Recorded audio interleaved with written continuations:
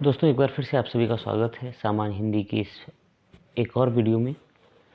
दोस्तों 20 क्वेश्चंस हैं और ज़्यादा से ज़्यादा 10 या 12 मिनट का वीडियो होने वाला है, तो वीडियो को अंत तक ज़रूर देखिएगा। और मैं दावे के साथ कह सकता हूं कि आप कुछ ना कुछ अच्छा ही प्राप्त करके जाएंगे। और अगर अंत में आपको वीडियो पसंद आता है तो चैनल को सब्सक्राइब कीजिएगा, अपने दोस्तों के साथ साझा भी कीजिएगा।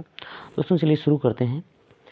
जो पहला क्वेश्चन है कि किस शब्द में ऋण स्वर नहीं है। ऋण जो स्वर होता है वो किस शब्द में नहीं, कृपा में नहीं है, दृष्टि में नहीं है, रिवाज में नहीं है या कृष्ण में नहीं है। तो यहाँ पर आप देखें कृपा में भी यह ऐसी मात्रा लगी हुई है, दृष्टि में भी ऐसे लगती है और कृष्ण में भी ऐसे लगती है। तो किस में नहीं है? रिवाज में ऋण स्वर नहीं है। तो आपका विकल्प क्या सही होगा? सी विकल्प सही हो जाएगा। फिर अगला प्रश्न है किस शब्द में गुण संधि है। किस शब्द में गुण संधि है? तो यहाँ पर आप समझ लीजिएगा, पहले गुण संधि समझ लीजिएगा क्या होती है। गुण संधि जो होती है उसमें क्या होता है कि जब अ, छोटा अ जो होता है या आ, बड़ा आ जिसको बोलते हैं, उसके बाद छोटी ई या ई, ये आ जाते हैं। ठीक है, ये जब आ जाते हैं तो दोनों का मेल ए हो जाता है। क्या हो जाता है? ए हो जाता है। ठीक, तो यहाँ पर जब ए हो जाता है तो वो गुण संधि में गिना जाता है। इसके अलावा और भी परिभाषा है। तो ए की बात हो रही है यहाँ पर, तो आप देखेंगे यहाँ पे जो बी वर्ड है आपका, बी जो विकल्प है भारतेंदु, भारत प्लस इंदु, इसका जो विग्रह हो जाएगा, संधि विच्छेद जो हो जाएगा, भारत प्लस इंदु हो जाएगा। तो इसमें क्या मिल जाता है? आ प्लस ई मिल जाता है, तो ये हो जाता है भारतेंदु। तो यही विकल्प आपका सही हो जाएगा, इसमें गुण संधि है। ठीक, ये विकल्प आपका सही है। बाकी असंगत विकल्प है, इनमें से और कुछ नहीं सही, तो भारतेंदु आपका सही विकल्प है। अगला प्रश्न है शमश्रु शब्द का तद्भव रूप क्या होगा। शमश्रु जो शब्द होता है उसका तद्भव रूप क्या होता है? मूछ, ससुर, आंसू या अश्रु। तो इसका जो तद्भव होगा वो होगा मूछ। क्या होगा? मूछ इसका तद्भव होगा। ठीक है, शमश्रु का मूछ जो शब्द है वो तद्भव होगा, ये ध्यान दीजिएगा। मूछ जो है ये इसका तद्भव है। अगला प्रश्न है विपरीत अर्थ का बोध कराने वाले शब्द को क्या कहा जाता है। तो विपरीत अर्थ का बोध कराने वाले शब्द को विपरीतार्थक शब्द कहते हैं या विलोम कहते हैं। क्या कहते हैं? या विलोम शब्द कहते हैं। ठीक, आगे बढ़ते हैं। अगला जो प्रश्न है इनमें से वर्ण शब्द का अर्थ क्या है। तो वर्ण देखिए, इसमें तो वर्ण का काफ़ी ज़्यादा हो हल्ला चल रहा है। तो वर्ण शब्द का अर्थ रंग होता है, श्याम वर्ण होता है, श्वेत वर्ण होता है, तो ये रंग होता है। अक्षर होता है, वर्ण का मतलब वर्णमाला जैसे होती है, तो अक्षरमाला जिसको कहते हैं अक्षर होता है। जाति, वर्ण का अर्थ जाति से भी लिया जाता है। लिया किससे नहीं जाता है? आकाश से नहीं लिया जाता है, तो आकाश जो है इसका अर्थ नहीं है। बाकी तीन है तो आकाश नहीं, यही आपका विकल्प बिल्कुल सही हो जाएगा। दोस्तों आराम से टिक कर लीजिएगा। अगला प्रश्न है कौन सा शब्द कमल का पर्यायवाची नहीं है। जलज नहीं है, अम्बुज नहीं है, मनसिज नहीं है, पंकज नहीं है। तो जलज जल से पैदा होने वाला, अम्बुज अम्बु का मतलब होता है पानी से पैदा होने वाला, मनसिज मनसिज जो होता है मन में पैदा होने वाला, तो ये नहीं है आपका। ठीक है, पंकज पंकज भी कमल का पर्यायवाची होता है। कौन सा नहीं है? मनसिज नहीं। मनसिज है किसका फिर? अब आप दिमाग लगाइएगा भाई। मनसिज है कामदेव का। कामदेव का पर्यायवाची क्या है? मनसिज है। ठीक, कामदेव के अन्य जो पर्यायवाची हैं वो क्या है? मदन कहा जाता है। क्या कहा जाता है? मदन। मदन है, कामदेव है, और पंचसर भी कहते हैं, अनंग भी कहते हैं, जिनका कोई अंग नहीं होता है, अनंग कहते हैं। ठीक, तो मनसिज जो है वो कामदेव का है, अर्थात ये कमल का पर्यायवाची नहीं है। विकल्प सी आप टिक कर लीजिएगा आराम से। अगले प्रश्न की तरफ बढ़ते हैं। मोहन काली कमीज पहनकर खेलने आया। मोहन काली कमीज पहनकर खेलने आया, तो इसमें जो काली शब्द वही विशेषण हो जाएगा। मैंने पहले बता दिया, इसमें विशेषण शब्द पूछ रहा है तो काली जो है वही विशेषण आपका हो जाएगा। अगला प्रश्न है हमें सफलता मिलने तक प्रयास करते रहना चाहिए। शब्द में, इस वाक्य में तक है, तक जो है वो क्या है इस वाक्य में? ठीक है, वो क्या है? वो संबंध बोधक अव्यय है, समुच्चय बोधक अव्यय है या विस्मयाद बोधक अव्यय है।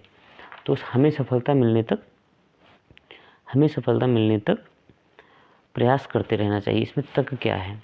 ठीक, तो तक जो है वो है संबंध बोधक अव्यय है। क्या है? संबंध बोधक अव्यय है। आप टिक लीजिएगा, संबंध बोधक अव्यय है। ठीक, और ये क्यों है?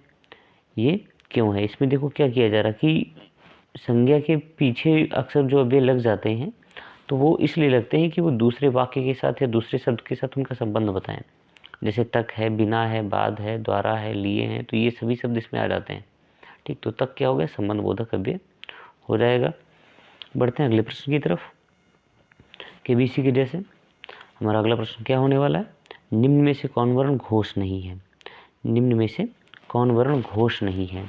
तो घोष वर्ण कौन से होते हैं, घोष जो अक्षर होते हैं वो कौन से होते हैं, घोष जो अक्षर होते हैं वो कौन से होते हैं।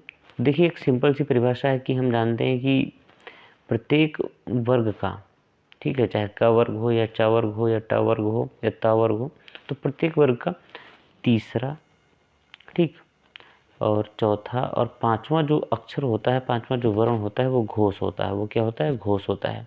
तो इसके हिसाब से आप चेक कर लीजिएगा। ठीक, तो इसमें वो घोष होता है, तो ड तो घोष हो गया आपका इसमें। फिर ए और आ की बात करते हैं, तो एक और परिभाषा, एक और इसके बारे में कहा जाता है कि जिन ध्वनियों के उच्चारण में स्वर तंत्रियाँ झंकृत नहीं होती हैं, स्वर तंत्रियों में झनकार नहीं होता, वाइब्रेशन नहीं होता है, उनको हम अघोष कहते हैं। ठीक, उनको अघोष कहते हैं। तो ये भी इसके साथ में जुड़ जा रहा है। ठीक है, झंकृत नहीं होती, स्वर तंत्रियों की बात हो रही है, तो ए अ आ गए इसमें स्वर में, तो इनमें तो झंकृत होगी। तो अघोष कौन सा है आपका, बी विकल्प आपका अघोष हो जाएगा। पहला और दूसरा जो प्रत्येक वर्ग का जो पहला और दूसरा, यहाँ पर फिर से देख लीजिएगा, प्रत्येक वर्ग का पहला और दूसरा जो अक्षर होता है वो अघोष में गिनती होती है उसकी, वो घोष नहीं होता। अर्थात च और छ, छ क्या है, अघोष है। ट ठ क्या होगा, अघोष होगा। क ख क्या होगा, अघोष होगा। ठीक, और ग घ अंग क्या होगा, तीसरा चौथा पांचवा होगा, ये घोष में आएंगे। ठीक दोस्तों, अगला प्रश्न है, जिसका मन व ध्यान दूसरी तरफ हो उसके लिए एक शब्द क्या होता है। वाक्यांश के लिए एक शब्द बताइएगा। मनन नहीं होगा, बेश्यान नहीं होगा, मनवा नहीं होगा, अन्य मनस्क। अन्य का मतलब दूसरी तरफ, ठीक है, अन्य मतलब दूसरा, तो यही विकल्प आपका सही है। दूसरी तरफ जिसका मन हो वो अन्य मनस्क होता है। अगला प्रश्न है, बाधा डालना मुहावरे का अर्थ क्या होता है। तो बाधा डालना का जो मुहावरा होता है उसका अर्थ पाला पड़ना कतई नहीं होता है, बरस पड़ना कतई नहीं होता, दांतों में जीभ होना बिल्कुल नहीं। तो क्या होता है, तो उसमें होता है रोड़ा अटकाना। क्या होगा, रोड़ा अटकाना होगा। क्या होगा, रोड़ा अटकाना बाधा डालना मुहावरे का सही अर्थ है। बढ़ते हैं अगले प्रश्न की तरफ। अपना हाथ जगन्नाथ, पर जगन्नाथ थोड़ा गलत लिखा हुआ, जगन्नाथ, अपना हाथ जगन्नाथ मुहावरे का क्या अर्थ होता है। तो मनमानी करना। अपना हाथ पूजनीय होता है। देखिए, जगन्नाथ भगवान जी का नाम है, तो क्या पूजनीय होगा, नहीं। अपने हाथ से काम करना ही उपयुक्त होता है, या अपने हाथ से दान करना।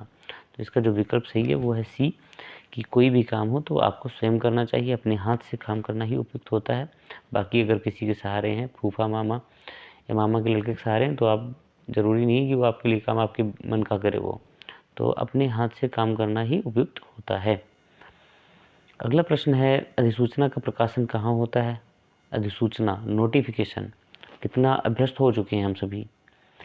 जो वर्तमान सरकार है उत्तर प्रदेश की बीजेपी सरकार, वो क्या करती है, नोटिफिकेशन पे नोटिफिकेशन, नोटिफिकेशन पे नोटिफिकेशन देती जा रही है। लेकिन भर्तियों की नोटिफिकेशन नहीं होगी। अगर भर्तियों की होगी तो परीक्षा की नोटिफिकेशन नहीं होगी। अगर परीक्षा की होगी तो रिजल्ट की नोटिफिकेशन नहीं आती है। अब आप पेट को ही ले लीजिएगा, कितनी लेट पेट का नोटिफिकेशन आया, रिजल्ट का नोटिफिकेशन आया। तो अधिसूचना का प्रकाशन, ये हमारा प्रश्न है, अधिसूचना का प्रकाशन कहाँ होता है। तो इसका जो सही विकल्प है वो है राजपत्र, गजट जो होता है उसमें अधिसूचना का प्रकाशन होता है। बाकी नहीं, सूचना पत्र, समाचार पत्र और इनमें से ये कोई विकल्प सही नहीं है। विकल्प ए आपका बिल्कुल सही है। आगे दोस्तों, किस शब्द में कुपसर्ग नहीं है। किस शब्द में कुपसर्ग नहीं है, तो कुशल शब्द में कुपसर्ग नहीं है, बाकी सब में है। कुरूप में है, कुकर्मी है में है, कुचाल में है। अगला प्रश्न है, निम्नलिखित में से भाववाचक संज्ञा नहीं है। निम्नलिखित में से भाववाचक संज्ञा नहीं है, तो भाववाचक संज्ञा में भाव होते हैं, बचपन, ईमानदारी, मेहनत, तीनों में क्या है, भाववाचक संज्ञा है। पुस्तक में भाववाचक संज्ञा नहीं है। ठीक, तो डी विकल्प आप बिल्कुल सही से कर लीजिएगा। विराम चिन्ह का क्या नाम होता है। ये जो विराम चिन्ह होता है, ऊपर एक बिंदी, उसके नीचे कॉमा होता है, उसका नाम क्या होता है। तो उसको हम कहते हैं अर्धविराम। क्या कहते हैं, अर्धविराम कहते हैं, उसको हम कहेंगे अर्धविराम कहते हैं। अल्प विराम किसे कहते हैं, कॉमा को अल्प विराम कहते हैं। पूर्ण विराम, एक डंडा खींच दो उसको पूर्ण विराम कहते हैं। ठीक, और पूर्ण विराम एक डंडे को कहते हैं। प्रश्नवाचक चिन्ह इसको कहते हैं। तो अर्धविराम क्या है? सेमी कॉलन जो है, ये कॉलन नहीं, सेमी कॉलन जो है वो अर्धविराम है। फिर आगे बढ़ते हैं, अवसर का लाभ उठाना के लिए उपयुक्त है। अवसर का लाभ उठाना, अवसर का लाभ उठाना, जैसे गवर्नमेंट क्या कर रही है, जो भारत सरकार की गवर्नमेंट है या यूपी गवर्नमेंट है, वो राशन दे रही है, लोगों को फ्री में राशन दिए जा रही है। कहाँ कितना बोझ बढ़ना है, क्या होना है, बस चुनाव के चक्कर में, अपनी वोट राजनीति के चक्कर में राशन दिए जा रही है। तो लोग कह रहे हैं, कुछ लोग हैं जिनकी फर्जी भी बने हुए हैं, तो कह रहे हैं जब चलिए बहती गंगा में हम भी हाथ धो लेते हैं। तो अवसर का लाभ उठाने का मतलब क्या हो जाता है? बहती गंगा में हाथ धोना। क्या हो जाएगा? बहती गंगा में हाथ धोना। ठीक, ये उपयुक्त है इसके लिए मुहावरा। सही शब्द को पहचानिए, आक्रामक, आक्रामक या आक्रामक या आक्रामक। इसमें सही शब्द क्या है? आक्रामक जो है वो सही शब्द है। ठीक, वर्तनी के हिसाब से आक्रामक शब्द सही है। जो 19 नंबर का प्रश्न है, नीरव शब्द में कौन सी संधि है? नीरव। अब यहाँ पे आप खुद ही बताइएगा, मैं नहीं बताऊंगा, मैं सिर्फ संधि विच्छेद किए दे रहा हूँ।